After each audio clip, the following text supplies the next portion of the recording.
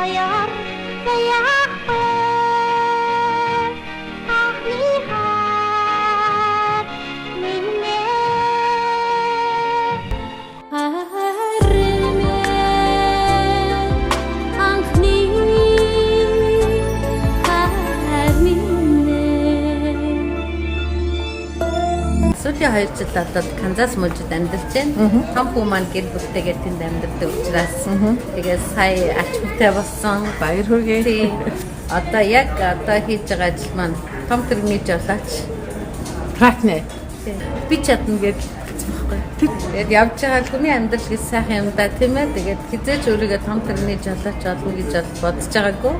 Анх эсэхтэй одоо мэдээж бусдын адил хоол зөөгөөл такси бараал тийм ээ. Тэгээд нэг эмнэлгийн ажилд олон жил хийсэн учраас тэрлүүгөө татагдаад байсан. Тэгээд СН буюу асрагчаас хэлсэн. Тэгээд нэг жил ажилласан, хүн харж асаж үзсэн. Тэгээд дараа нь medical assistant-аар сурсан. Тэгээд medical assistant-аар сураад нүүрсэн хоомд бас 2 жил ажилласан би. Тэгээд яг нөгөө Канзас нүх болоод тэгээд би тэр үед за ер нь Канзас хамгийн ажлын олдцтой юу вэ гэсэн чинь трактор жодоч гэж сонссон багтаа. Ингээд тэгээд яг гэрээрээ бэлдээл шалгалтаа өгөөд дараа нь дадлахтаа суугаад 20 хоног жодоныг хөлтөд суугаад жодоч Канзас очтаа. Канзас би уулын трактор жодочийн ажилд олох гээд яасан чинь Америк орнд нэг сони юм бид ингээд experience гэдэг ихэд идэг.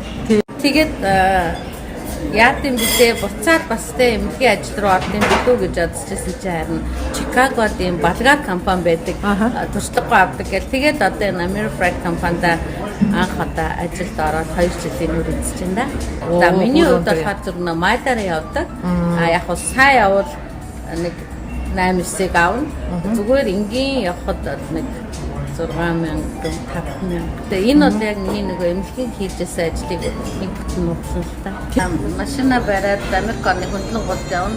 Одоогоор бол Хавай, Аляск хоёроос бусдыг нь яваад үзсэн. Баярлалаа. Ажлаараа бахархтай ажилладаг. Тун татуу хөдөлмөрийг үздэг.